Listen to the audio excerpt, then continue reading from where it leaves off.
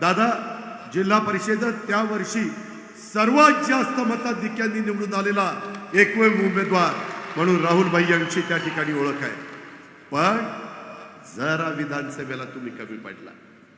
इथं टाळ्या वाजवायच्या आधी तिथं जरा शिक्के सगळ्यांना आणून बटणं दाबली असती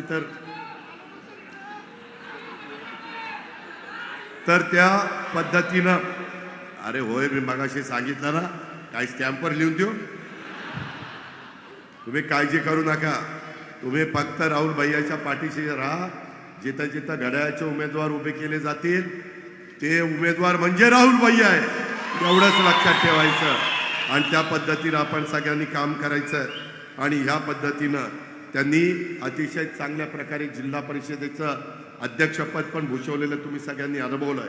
कोल्हापूरवासियांनी बघितलंय. म्हणजे त्यांची आता जिल्हा परिषद झाली. इथलं सगळं झालंय. आता तिकडं विधिमंडळ तिथं वाट बघतंय. त्याच्यामुळं तुम्ही अरे थांब रे बाबा तू माझी लिंक तोडतोय. मग लिंक तुटली की माझा मूड गेला की मग तुझं काही खरं नाही. तर त्याच्यामुळं आपण काही काळजी करू नका. 10 वर्षापासून राजीव जी सहकारी सूतगिरणी आपली दिंड नेरलीची आहे ती चेअरमन म्हणून त्यांनी उत्तम पद्धतीनं काम केलं.